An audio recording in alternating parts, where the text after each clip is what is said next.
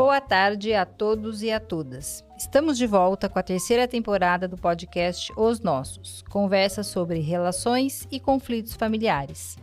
Eu sou a Dora, fundadora do app Os Nossos, e estou aqui com o convidado especial de hoje, Rodrigo Moreno Bueno. Hoje vamos ouvir a história do Rodrigo, que é jornalista, tem 47 anos e uma história sobre parentalidade socioafetiva melhor que qualquer livro. Rodrigo nasceu em 75 no Rio de Janeiro, filho de Ana e Pepe. Mas essa história e os desdobramentos dela, o próprio Rodrigo vai nos contar. Boa tarde, Rodrigo, seja muito bem-vindo. Boa tarde, Dora, obrigado pelo convite. Rodrigo, quando e como essa história começa?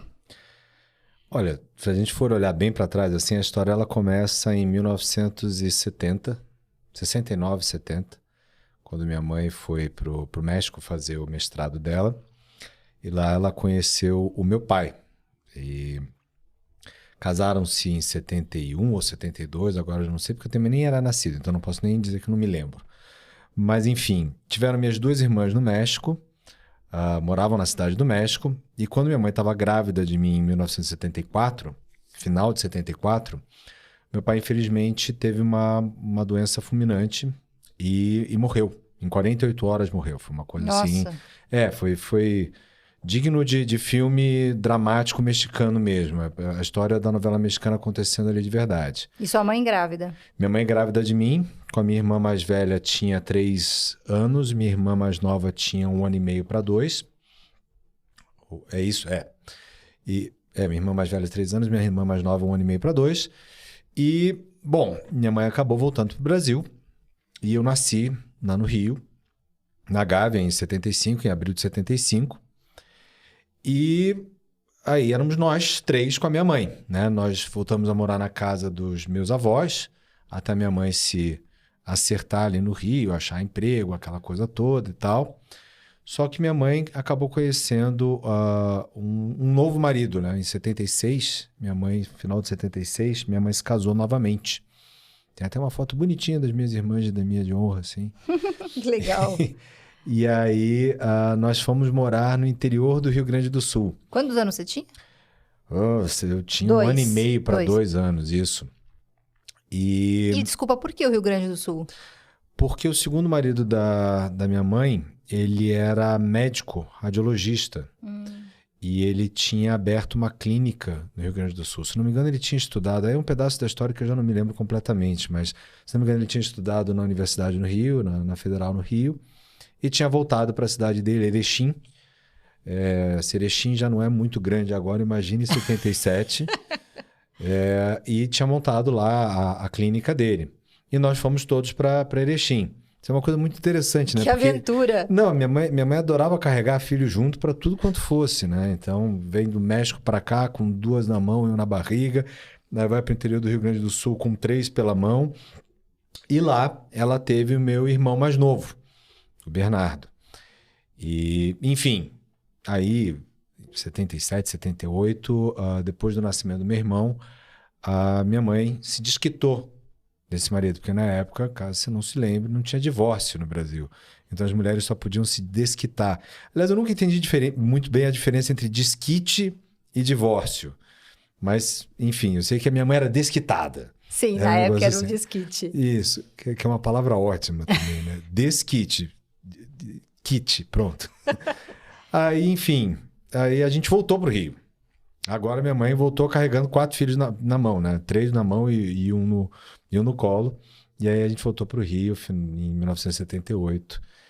E lá ficaram morando E lá os 4. A gente ficou morando os 4, né? Minha mãe é uma super guerreira, uma mega batalhadora. Trabalhava no que aparecia. E ela começou a desenvolver a carreira dela de tradutora. Minha mãe depois se tornou tradutora juramentada, tradutora intérprete. Fez uma mega carreira, uma carreira que hoje a minha irmã segue.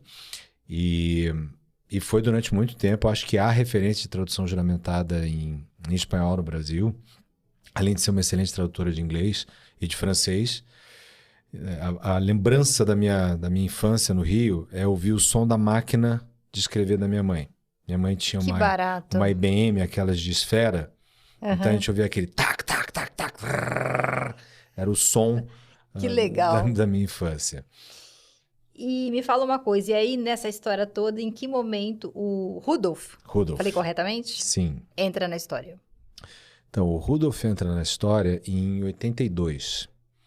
Em 82, a minha mãe, através de amigos comuns aqui de São Paulo, era um cara que jogava vôlei com meu pai no clube e era amigo da minha mãe. Então, ele era um cara que vivia metade do tempo no Rio, metade do tempo em São Paulo. Então, ele era amigo da minha mãe, do círculo dela. Ela tinha um grande círculo de amizades de amigos músicos e artistas.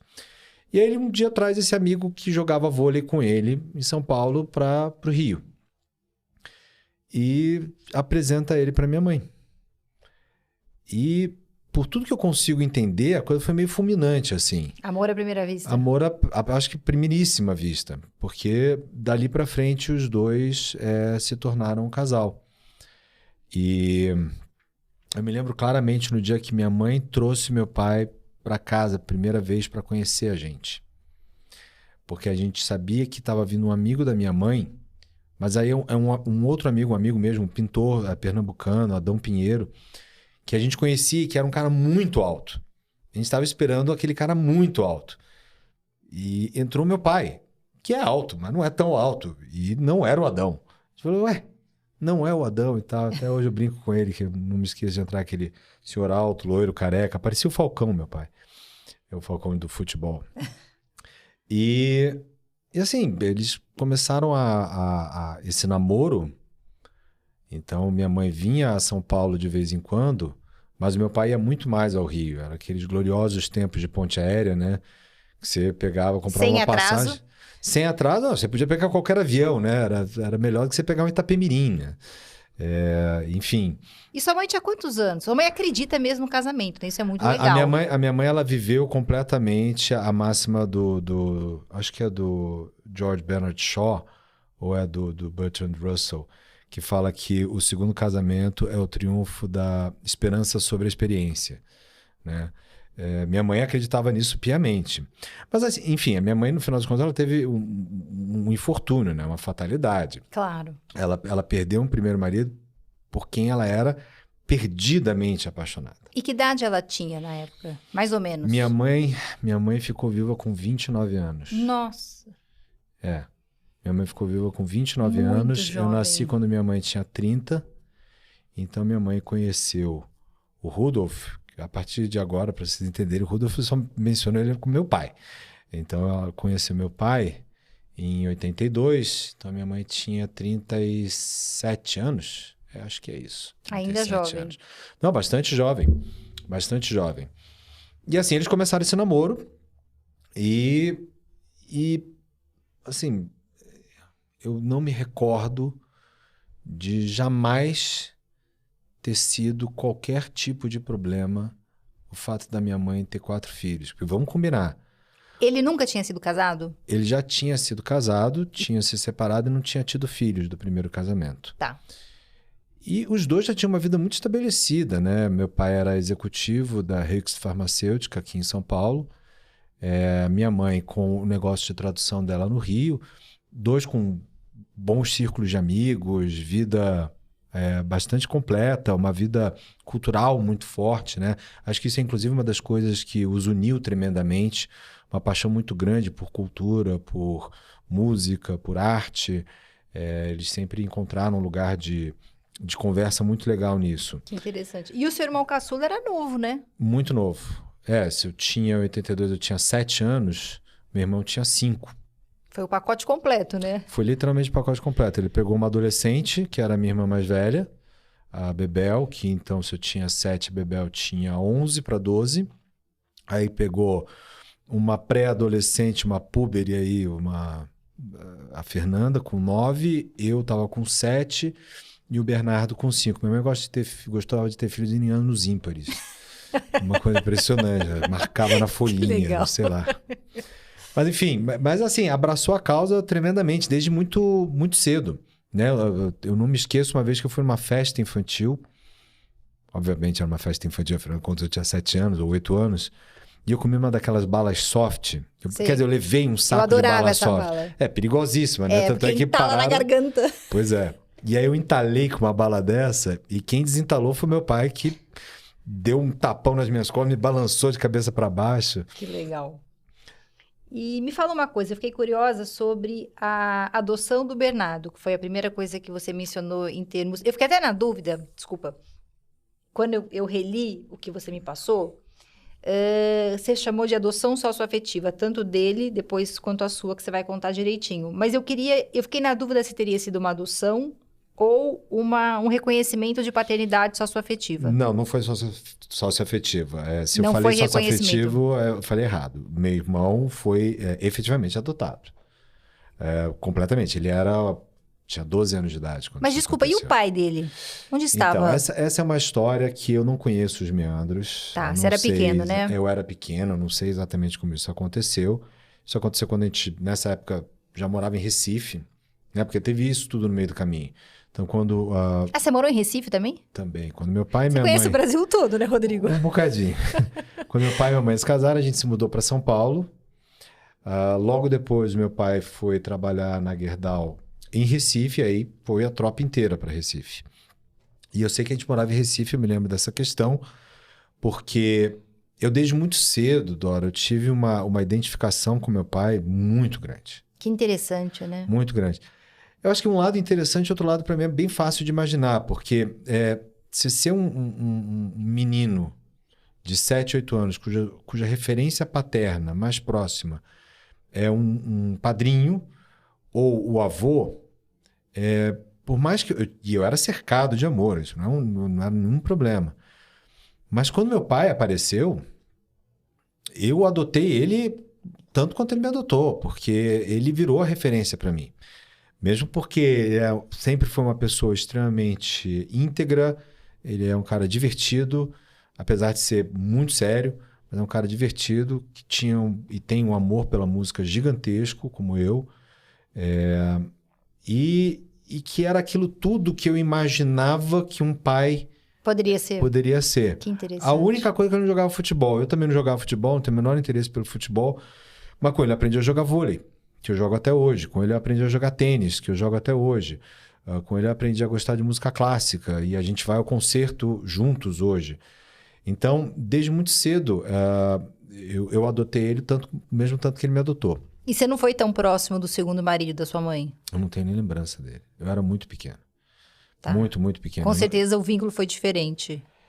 Eu acho que sim, de toda forma, assim, eu tentando aqui fazer alguma espécie de justiça porque que ninguém nem me pediu. Ele mudaram de cidade com ele. Ele levou 3 filhos junto com a minha mãe, né? Então, assim, de qualquer jeito, sendo pai hoje, eu dou parabéns para qualquer um que faça isso, porque não é uma tarefa fácil. Não é simples. Ainda mais década de 70, década de 80, em que as coisas eram muito diferentes, né? Mas, enfim, aí quando eu tinha 12 anos, então meu irmão tinha 10, aconteceu esse episódio, meu irmão efetivamente foi adotado pelo meu pai. Na ocasião, eu até perguntei para minha mãe por que nós não éramos adotados, minhas 2 irmãs e eu. E aí já ficava todo mundo Maier Singoli, né? Que é o sobrenome do meu pai. E minha mãe falou assim, não, a situação é diferente, o pai de vocês morreu. Vocês tiveram um pai, vocês têm um pai. Não, mas meu pai é ele, eu sei, mas... E ainda mais eu, que tenho o nome do meu pai, né? Meu pai era José de Jesus, eu sou José Rodrigo. Então tem uma tradição da família de sempre dar o nome de José, por isso até que meu pai é Pepe, porque o apelido de José no México é Pepe.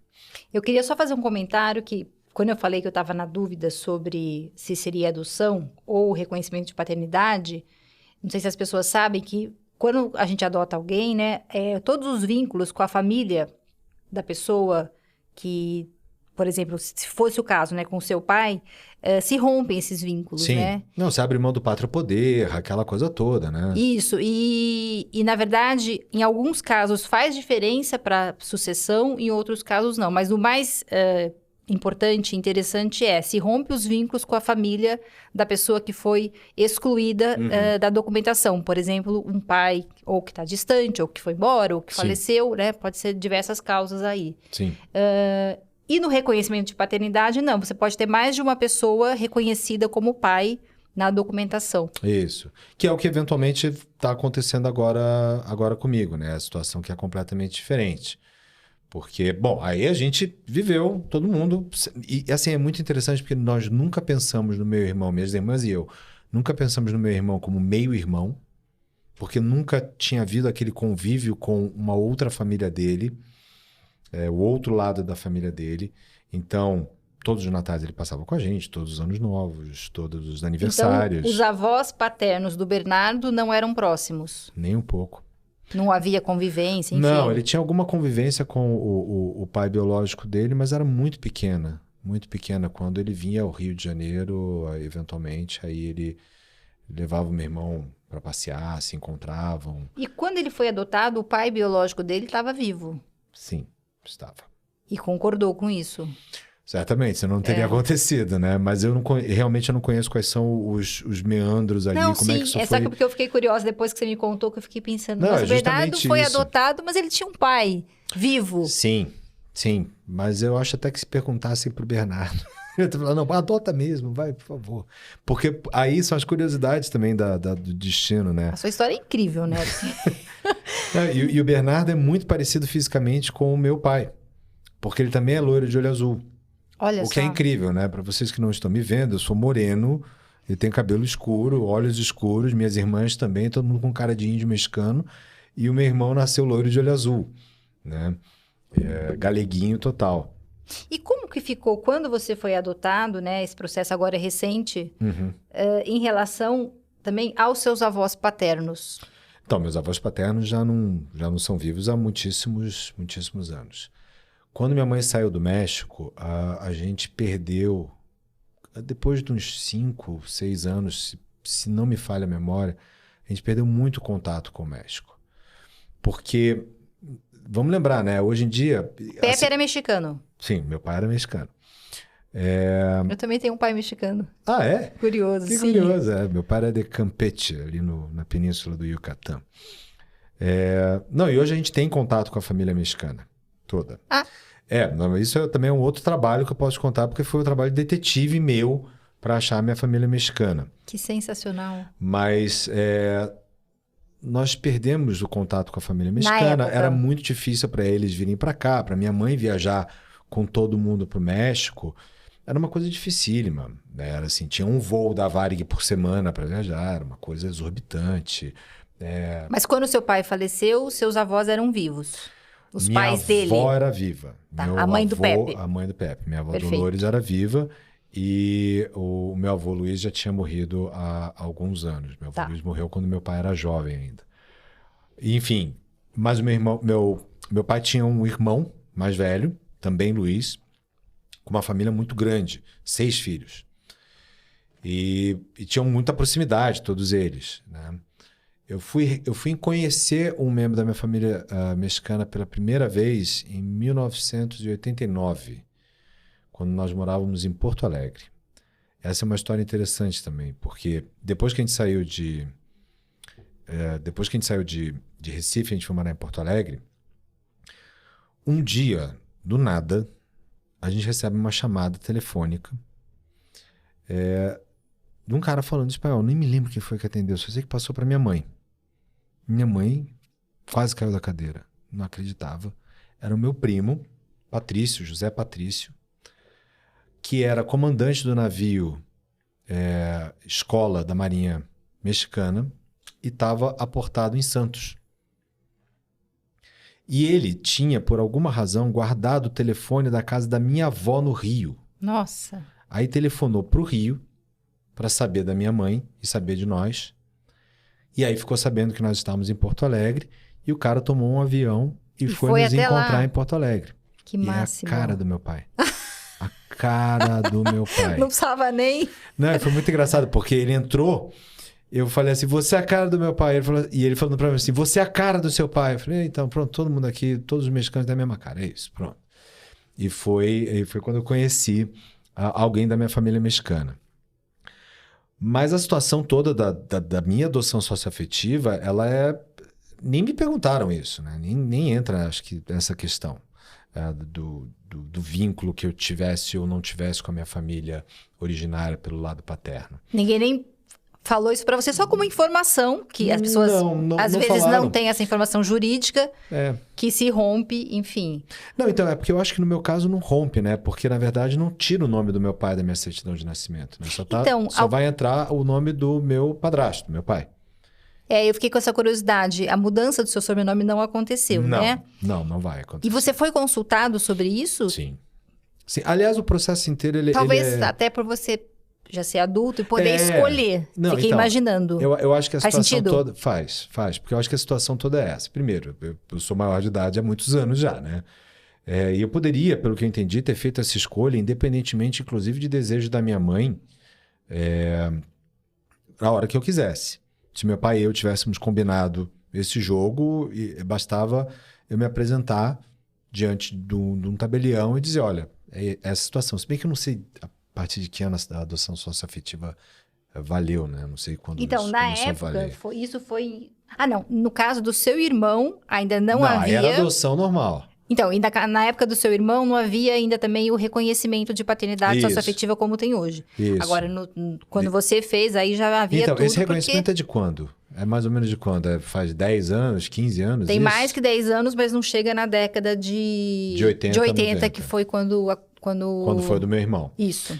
Então, a situação dessa adoção, desse reconhecimento socioafetivo por parte do meu pai, ela também foi uma coisa que ela não estava exatamente planejada. Porque nunca fez a menor diferença para mim ser adotado pelo meu pai ou não. Depois que eu me tornei adulto, eu saí dos problemas adolescentes, que tudo é um drama, que teve isso, né? Eu não tenho pai, aquela coisa toda. Imagina, já tinha 2, né? O cara reclamando que não tinha pai. Mas, enfim, isso nunca foi um problema para mim. Eu já tinha tido, inclusive, algumas situações engraçadas, se não desconfortáveis, com pessoas me questionando, mas peraí, por que você chama ele de pai? Ele não é teu pai. Nossa. Inclusive um cara que era headhunter na época, tinha colocado na empresa. E eu falei assim, olha, você sabe que eu vou ter que contar isso pro meu pai, né? Que você falou uma barbaridade dessas. Porque não importa, se eu tô dizendo que ele é meu pai, ponto. Você não pergunta isso, sabe? É uma questão de... Talvez fosse uma formalidade de documento? Não era nada disso. Foi mais uma questão de eu me apresentar para ele e falar assim, você conhece meu pai, o Rudolf Maia Singoli. E o cara olhar para mim e falar assim, não, ele não é seu pai. Ele não pode ser seu pai. O Rudolf é loiro de olho azul. Quem é essa pessoa para questionar? Então, pois é. E era o CFO da empresa em que eu trabalhava. Não podia nem mandar catar a coquinha na descida. Agora, a sua história em relação ao do Bernardo, eu fiquei pensando o seguinte, se a motivação e a decisão da adoção tiveram os mesmos critérios ou não? Não, acho que são coisas completamente diferentes. Acho que no caso do meu irmão, foi outra coisa, né? Porque no caso do meu irmão, o pai dele era vivo. Então, eu realmente não sei dizer o que aconteceu ali. Como se decidiu? Eu sei que havia uma questão muito prática, que era... Meu irmão não tinha contato com o pai dele. E não tinha contato com o pai dele por uma decisão do pai dele. Entendi. Meu irmão nunca foi escondido, o cara sabia o nosso endereço, quando dava na Veneta, quando estava no Rio ou em São Paulo, visitava e aparecia, e de vez em quando mandava presente. Mas, e mesmo depois do meu irmão ter sido adotado, quando nós fomos morar em Porto Alegre, ainda houve um contato dele com meu irmão. Porque minha mãe não quis afastar o meu irmão do pai biológico dele. Mas eu acho que foi muito mais uma questão de... E aqui é puro achismo meu, não estou falando sobre fatos. Acho que foi muito mais uma questão de... Olha, na prática, você não faz nada como pai para ele. Então, por que a gente já não salvaguarda aqui a situação dele como menor? Porque eu fico pensando... Graças a Deus nada disso aconteceu, mas se minha mãe tivesse falecido naquela ocasião... O meu irmão não estaria conosco. Em nenhuma circunstância. Tinha uma cabeça bem pragmática e moderna, né? Até juridicamente pensando. Eu acho que...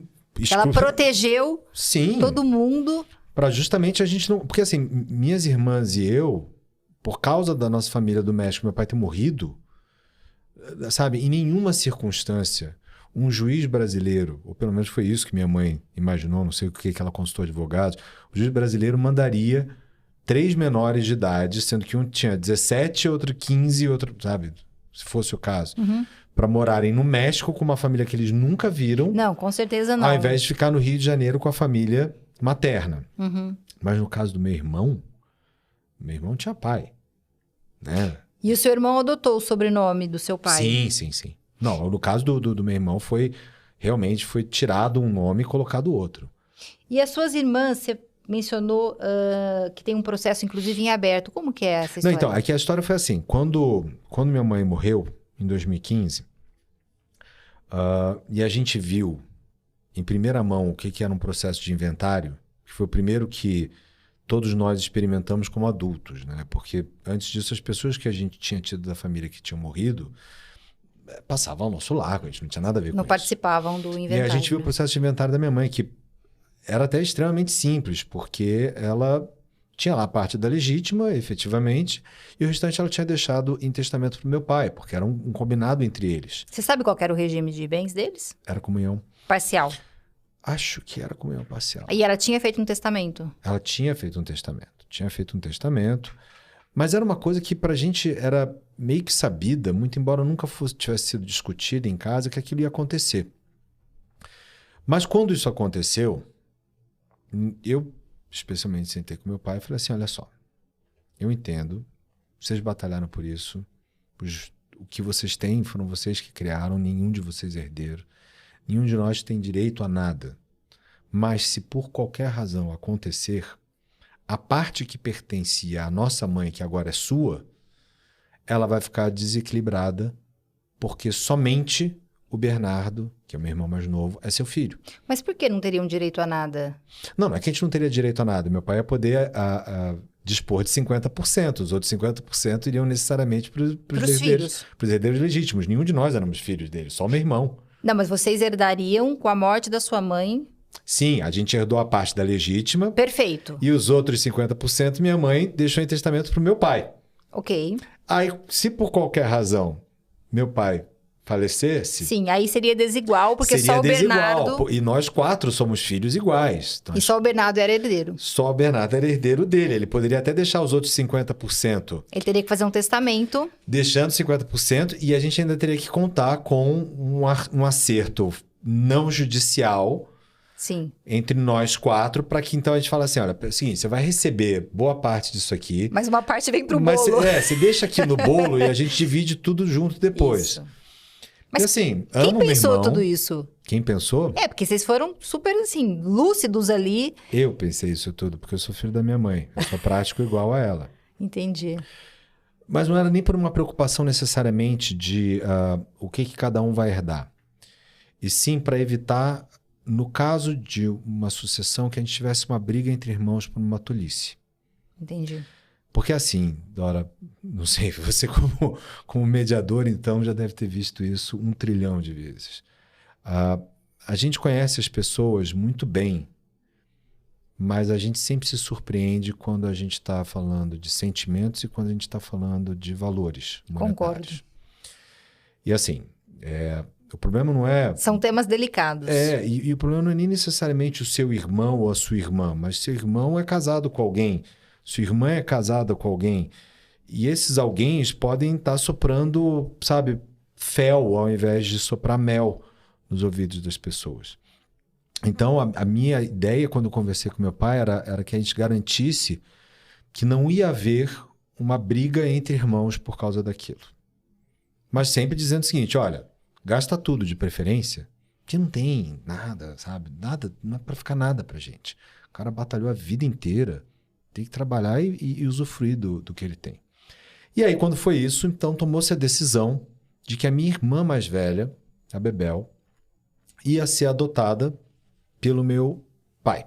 Mas já o reconhecimento socioafetivo. Uhum.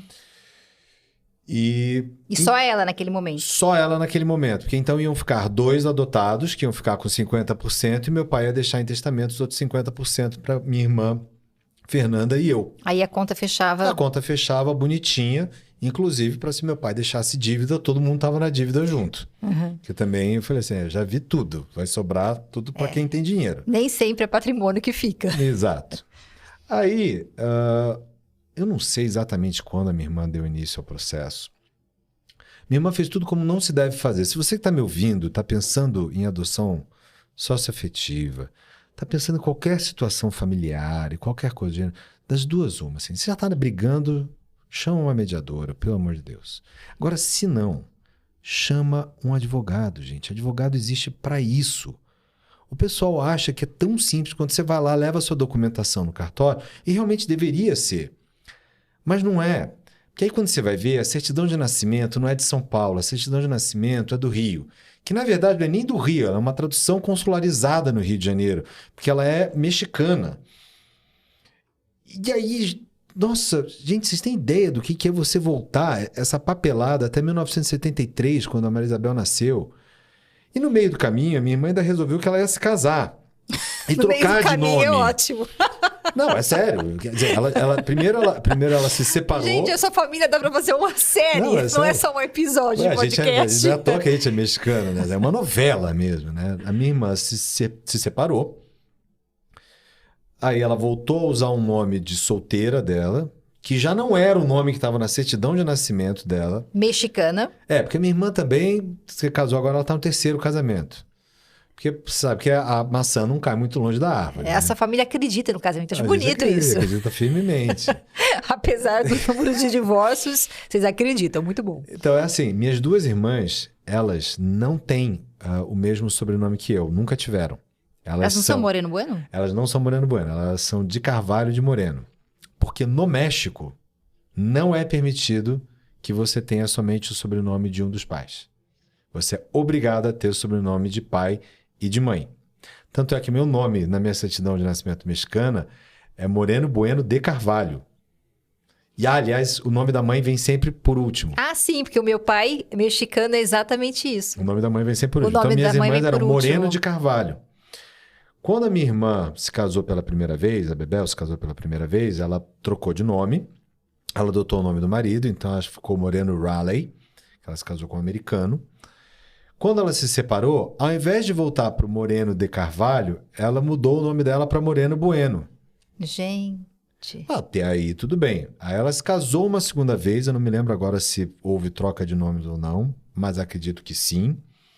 Se separou de novo. Você imagina a quantidade de averbação que tem na certidão de nascimento da minha irmã. Eu vou gravar um podcast só com a sua irmã. Vale a pena. Pede para ela trazer a certidão de nascimento de casamento dela, que é uma averbação embaixo da outra. Aí ela trocou o nome, voltou para o nome de solteira dela. Mas só que ela fazia isso sempre no RG. Ela emitia um documento novo? Ela emitia um documento novo a e não cada necessariamente ela fazia a averbação corretamente de nome na certidão. Algo do gênero. Tá? Aí não me pergunte, porque já entra no juridiquês que eu não conheço. E aí agora ela se casou uma terceira vez. E aí agora não só ela adotou o nome do marido, como o marido adotou o nome dela. Tá, isso é permitido agora. Que é permitido agora. Então os dois... Agora tem Moreno... Antes era só eu de Moreno Bueno. Agora tem Moreno Bueno a dar e vender aí no mundo. Brigo até com ela sobre isso. Falo assim, Moreno Bueno sou eu e meu filho. A gente carrega o nome. Você não carrega, sinto muito. Olha o sangue mexicano aí brigando fazer já. O quê? Aí, nesse Agora, fuzuê, desculpa, quando diga. começou o seu processo de adoção, a sua irmã estava em que estágio conjugal? Só para entender. O meu processo... Não, minha irmã já estava recasada. Pela terceira vez? Pela terceira vez. Tá. Só que aí esse negócio foi pro Rio e tal. Aí tem inclusive a história engraçada desse negócio pro Rio também. Porque... Mas, de novo, ela não fez com advogado. Ela pegou lá no Google... Adoção? Ela começou o processo dela de reconhecimento socioafetivo direto, sem advogado, sem auxílio de ninguém. Ela foi lá e apresentou a documentação. Foi ao cartório e apresentou a documentação. Aquilo foi mandado para o Rio. Eles chegaram a fazer uma audiência com a tabeliã, ou tabelião, e aquilo foi para o juiz, e o juiz está agora pedindo uma audiência entre eles. Esse negócio está meio complicado, ninguém sabe muito bem como é que anda, aí telefona para o cartório do Rio, o cartório do Rio não sabe onde é que está o processo, está uma zona. Sem advogado. Pois é. Aí, quando foi o início desse ano, meu pai estava comentando comigo, o processo da sua irmã está complicado, está difícil, tá não sei o que e tal. Eu falei assim, pai, vamos resolver esse negócio, você me adota. É simples. E na ocasião, para mim, era uma coisa muito de viés prático, porque, volto a dizer, eu nunca precisei de nenhum reconhecimento formal de quem quer que fosse para saber que eu sou filho do meu pai. Isso é inconteste, não tem discussão. Mas deixa eu te perguntar uma coisa, desculpa. Eu entendi que a paternidade já estava aí consolidada, acho que quase desde o momento que você... Quando eu conheci, praticamente. Mas quando se deu, formalmente, não que tenha mudado alguma coisa, mas dentro de você significou alguma coisa? Não, significou muito. Na realidade, até antes, porque quando eu fiz a sugestão pro meu pai, aí eu vi o quanto meu pai estava emocionado com aquilo. Olha que legal. Tocou. E aí é que eu me dei conta de que, na verdade, quando a gente falou a primeira vez daquilo, quem sabe ele já alimentasse o desejo de me adotar e não necessariamente me reconhecer socioafetivamente e não necessariamente a minha irmã. Não que ele tenha menos amor pela minha irmã, muito pelo contrário. Mas justamente porque nós temos essa ligação muito grande, muito forte. E que depois do falecimento da minha mãe, ela se intensificou muito, muito mesmo. Ele mora em São Paulo? Ele mora em Vinhedo e São Paulo. Se casou de novo também. Agora, o terceiro casamento dele. Sucessão vai dar mais um podcast. Não, mas agora... Ele tem idade para ter filhos? Não, mas Vamos ver quantos episódios podemos gravar aqui. É uma verdadeira saga. E aí que eu me dei conta daquilo. E foi a minha irmã, Bebel, justamente a que está no processo, que me falou assim, deixa de ser burro, o cara sempre quis te adotar. Eu falei assim, então vamos fazer esse negócio acontecer. Só que aí eu, por ter trabalhado a minha vida inteira com advogados e reconhecer muito bem o valor deles, telefonei para o meu grande amigo Otávio, que era guitarrista do Chega Mais, o meu bloco de carnaval, e que é um super advogado de família, que tinha cuidado do inventário da minha mãe. E é a pessoa que eu recomendo... já conhecia a família. E assim, é a pessoa que eu recomendo para qualquer pessoa que me chega e fala assim, olha, eu tô com problema disso, uma sucessão ali. Fala, cara, conversa com o Otávio. Conversa com o Otávio, porque primeiro, ele vai te dissuadir sempre de tentar fazer qualquer briga. Que legal. E segundo, cara, com ele não tem discussão, é a letra da lei, ele te explica exatamente, não tem forfé, não tem jogada por baixo do pano, não tem rasteira. Precisamos de mais Otávios. Precisamos de mais Otávios. Enfim, telefonei pro Otávio, ele falou, peraí, deixa eu investigar como é que é isso, porque eu mesmo nunca fiz uma no escritório. Dali a tanto ele me responde, olha, é um processo relativamente simples, mas você quer contratar o escritório para fazer isso? Pô, pelo amor de Deus. Que quando você contrata advogado, você não tem que se preocupar com prazo, com documento, com taxa, com emolumento, com nada disso. Você faz o negócio e tem alguém que está cuidando daquilo. Ou até dá o andamento errado para o procedimento, que pode acontecer. Exatamente. Aí veja você. Acho que um mês depois que a gente tinha entrado com a papelada, e aí eu tinha que ter recolhi fotos, nem precisei entregar depoimentos, nada disso, só as fotos já comprovavam o vínculo. Foi tudo em cartório? Foi tudo em cartório. Nós fomos no cartório ali do Itaim, que é ali da frente do hospital ali, e foi super rápido no cartório, assim, questão de 1 hora. A coisa mais chata que teve que fazer no cartório foi preencher à mão a ficha. E eu não sei mais escrever, não sei se você sabe escrever à mão ainda. Eu não sei. Gosto. Olha aqui meu caderno. Então. Eu mal sei assinar meu nome. Eu, quando escrevo, eu tenho dificuldade de ler minha própria letra. Meu pai preencheu e tal, enfim.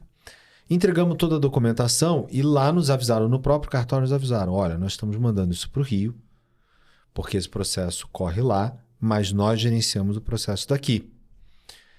Eu falei assim, e o cara tinha acabado de me dizer que o processo demorava 5 dias em São Paulo. É tão rápido, gente, quanto 5 dias. Mas aí vem a parte que ela falou assim, agora está mandando para o Rio, no Rio são no mínimo 30. Aí eu me lembrei da piadinha, não sei se você conhece essa piadinha do cara levando uma documentação para registro de um imóvel no cartório no Rio, chega lá numa segunda-feira, 10 horas da manhã, né, entrega toda a documentação e fala, e aí, quando é que você vai estar pronto? Aí o funcionário olha lá e fala assim, segunda-feira, 10 horas, essa semana está quase perdida, só semana que vem. Então a sensação que dá é mais ou menos essa. Meus contemporâneos, meus compatriotas cariocas aí não vão ficar chateados comigo. E aí foi tudo pro Rio? Foi tudo pro Rio. Mais rápido do que a gente esperava, a gente recebeu um pedido de reunião com a Tabelian. Foi tudo por Zoom. E ela nos explicou que esse pedido é porque realmente parece que está havendo aí alguns casos fraudulentos de reconhecimento socioafetivo. Pessoas que se aproveitam de idosos aí em idade muito mais avançada do que meu pai, certamente. Para virar herdeiro. Para virarem herdeiros. Porque essa é a questão, né? Primeiro, me perguntaram se eu queria trocar meu nome. Eu falei que não. Mesmo porque eu honro o nome do meu pai, eu tenho o nome do meu pai, é o nome do meu filho. Você ia entrar na mesma novela da sua irmã. Não, e aí ia ter que trocar toda a documentação do meu filho, ia ter que trocar toda a documentação da minha esposa. Sabe? Não é isso que faz a diferença, né?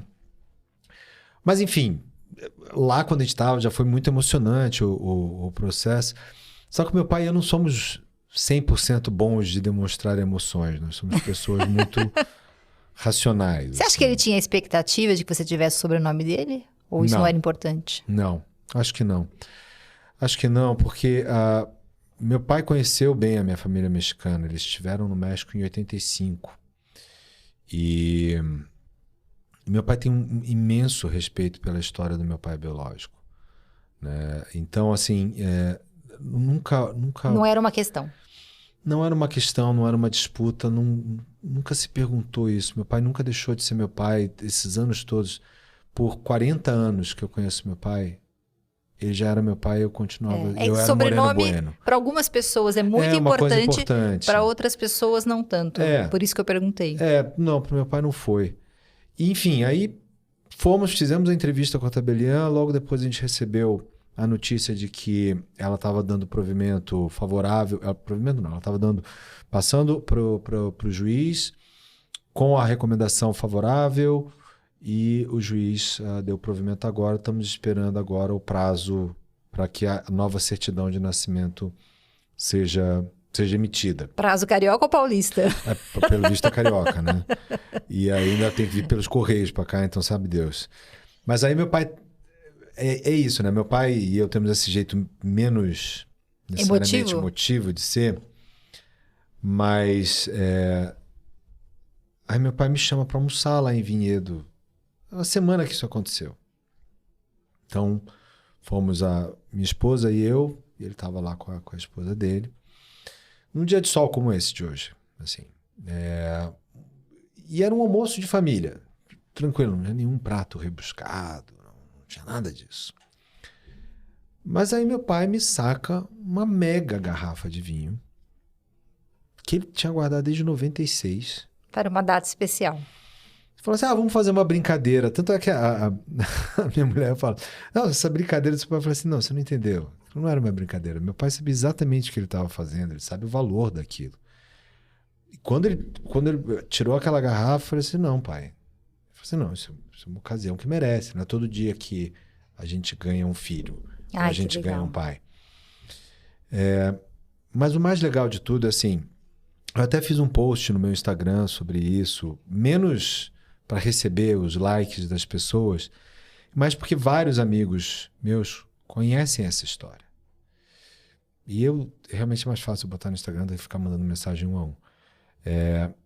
E muita gente ficou verdadeiramente feliz porque acompanhou essa história toda, né? Então, desde os meus amigos de Porto Alegre, que inclusive estava visitando agora esse feriado e com quem a gente estava conversando numa mesa de bar, falando justamente sobre isso, eu falei assim, cara, eu jamais imaginei na minha vida que aos 47 anos eu fosse ser adotado.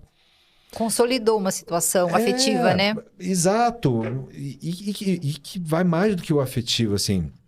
Que agora, efetivamente, existe uma tranquilidade também de que se por qualquer razão a gente precisar fazer um inventário, Deus o livre e guarde, que isso seja só daqui a muitos anos, muitos mesmo, e que meu pai possa ver meu filho sendo pai,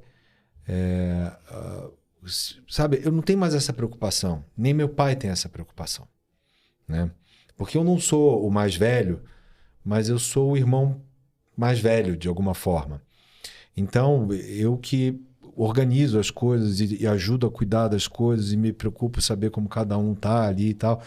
E meu pai e eu temos muito essa conversa sobre como é que tá fulano, como é que tá ciclano, o que a gente pode fazer, como é que pode fazer, ou de vez em quando até ele tem com a minha irmã, quando é meu respeito. Mas realmente a gente tem essa conexão muito, muito forte mesmo. Que legal, muito legal essa história. E então, no caso da sua irmã, tá rolando ainda o processo, sei lá o quê. Tá. E Agora a gente pôs um advogado. a sua irmã sonhava em fazer direito, porque tem gente que sonha em fazer direito e não faz, e aí resolve... Não, eu acho que não, mas eu acho que é aquela coisa que... Parece fácil. Brasileiro é muito engraçado, né? A gente chama o encanador para tirar cabelo do ralo. A gente chama um eletricista para consertar tomada. Sim. Aí quando a gente tem algum problema de saúde, a gente acha que a gente consegue se automedicar. E quando a gente tem alguma situação jurídica, a gente acha que a gente tem competência para resolver.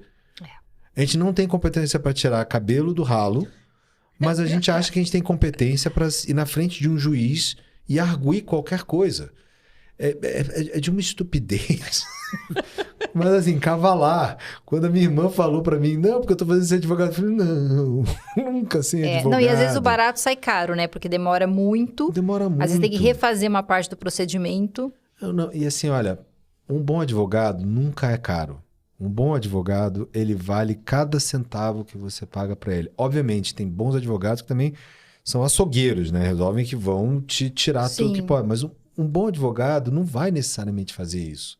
Sabe? Então, pelo amor de Deus, você que está me ouvindo aí, pensando em adotar ou fazer reconhecimento socioafetivo, fala com o advogado, pelo amor de Deus. É tão mais simples, assim, bem mais simples mesmo. Eu acho também, Rodrigo, que o advogado tem uma função importante de informar as pessoas das consequências daquilo, né? Não só de executar o ato em si, né? Fazer o procedimento jurídico ou no cartório, mas de informar, porque, como eu falei aquela hora, o reconhecimento socioafetivo, né, da paternidade e a adoção pode ter consequências muito diferentes em termos de sucessão. Sem dúvida. Essa não é a única questão, mas é uma questão relevante. Uhum. E que, às vezes, as pessoas estão desinformadas, iniciam um procedimento, seja de reconhecimento ou adoção, e no final, quando alguém falece, aí que ela vai saber que ela é herdeira ou não, enfim. Então, Dora, tem uma lacuna, às vezes. Você tem uma questão até anterior. As pessoas desconhecem completamente o que é o processo de sucessão.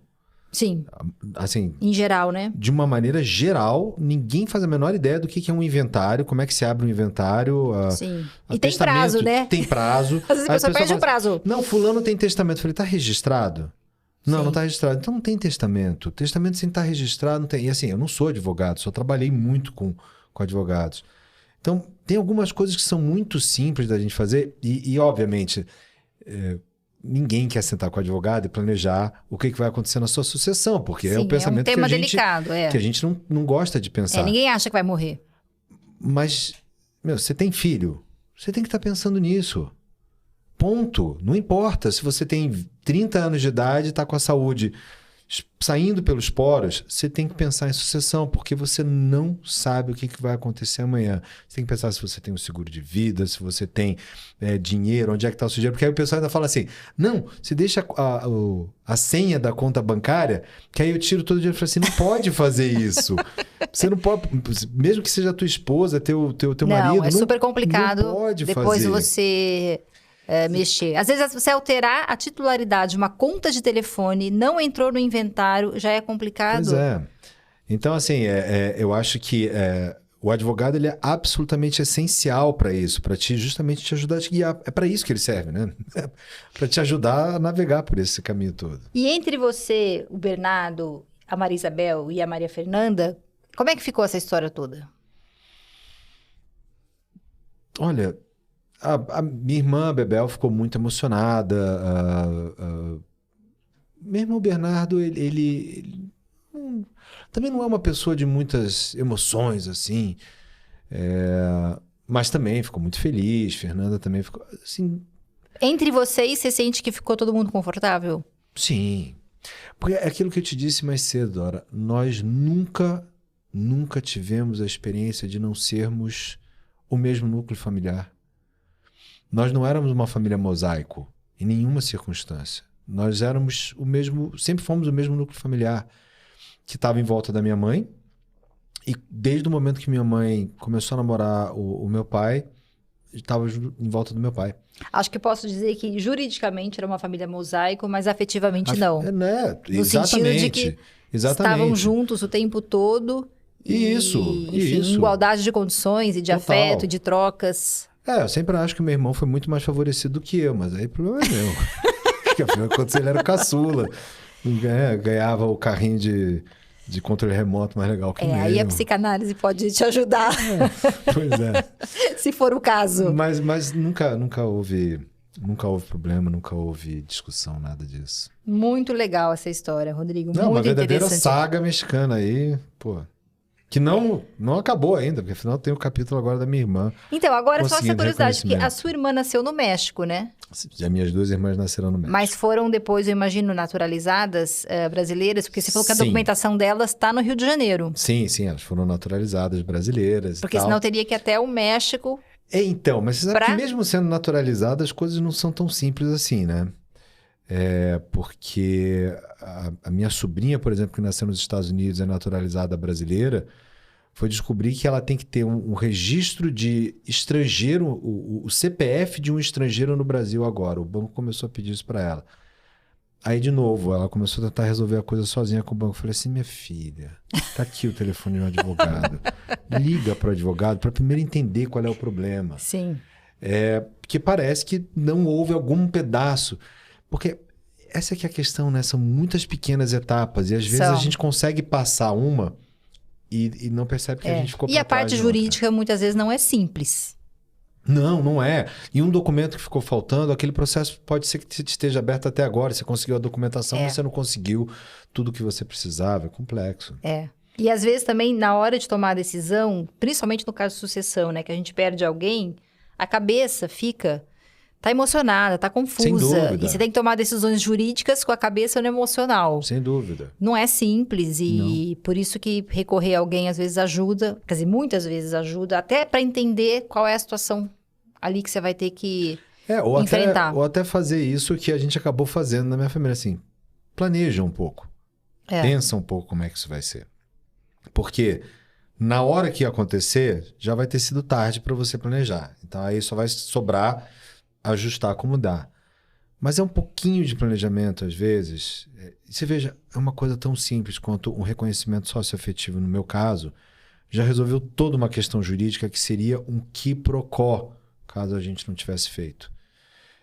Sem contar, obviamente, toda a parte efetivamente afetiva, que era a mais importante, mas que nem precisava ter acontecido, porque ela já era reconhecida por todas as partes envolvidas daquilo, não havia discussão. Mas só esse negocinho tão simples já tirou um problema do caminho. Muito legal. Infelizmente, nosso tempo está acabando. Eu quero agradecer pela conversa de hoje. Antes de encerrar, quero pedir para o Rodrigo deixar uma mensagem para quem está distante do pai, ou porque perdeu, ou porque o pai se afastou, o pai biológico, e tem a possibilidade de uma filiação socioafetiva, como foi o caso dele. Nossa, eu não sei se eu sou exatamente uma pessoa para deixar mensagem para quem quer. É que você teve uma boa experiência. Apesar da dor, da perda do seu pai biológico. Eu acho que eu sou uma pessoa extremamente afortunada, então por isso, só por isso, assim, eu já tenho que fazer muito boas ações. Mas, olha, aquele ditado velho e surrado de pai é quem cria, não é bem isso. Pai é quem quer ser, sabe? E meu pai quis ser meu pai. Vestiu a camisa. Pois é. Eu sou pai hoje, né? Eu não escolhi meu filho. Meu filho veio para mim e eu dei muita sorte de me dar muito bem com ele. Imagina se eu não tivesse me dado bem com ele. A gente acha, às vezes, que essa questão de pai e filho biológico, ela é quase que natural. O amor, ele nasce naturalmente. E o vínculo, né? E o vínculo. E você é obrigado a gostar daquela pessoa. Pode ser que você não goste de quem é seu filho ou de quem seu filho se tornou. Eu tive muita sorte. E se você que está me ouvindo tem alguém como eu tive no meu pai, se você tem essa pessoa na sua vida e você tem essa oportunidade, minha mensagem é faça, porque a vida é extremamente curta, muito, muito curta. E eu poderia ter passado mais 10 ou 15 anos sem saber o quão importante aquilo era para o meu pai, essa oficialização, como eu fui descobrir quando a gente fez, e sem poder ter essa felicidade junto com ele, compartilhada com ele. Né? Criar mais esse pedaço de vínculo. Nunca é tarde para a gente criar mais um vínculo na nossa vida, né? Então... Ainda mais no seu caso, que você tinha perdido o seu pai biológico, né? Então, isso ganha uma força... esse novo vínculo ganha uma força extra pelo fato de você ter tido essa perda antes de nascer, né? Que é uma coisa muito difícil, né? Quando eu escrevi o meu textinho no Instagram, eu falei justamente isso. Quando eu conheci meu pai, eu vivia uma perda que eu não sabia nomear, porque eu era muito pequeno, e aliás eu só fui aprender a nomeá-la muito mais tarde. E uma dor que somente quem nasceu sem pai ou perdeu o pai muito cedo é capaz de dizer qual é. Eu não sei nem explicar direito o que é. E eu tive essa sorte gigantesca. E eu só posso ser muito grato à vida e a Deus, porque foi muita sorte que eu tive mesmo. Muito bom. Hoje vocês conheceram a história do Rodrigo. Assim como ele, outras pessoas têm histórias de vidas diferentes, incomuns. Mas o que seria uma história familiar comum? Na verdade, não existe. Cada família tem uma história única, recheada de dores e amores, encontros e desencontros, segredos e revelações. Por isso, tanto nos encanta. E você, tem uma história familiar para contar pra gente? Entra no Instagram, @, e manda um direct resumindo por que sua história merece virar um episódio do podcast. Muito obrigada e até a próxima!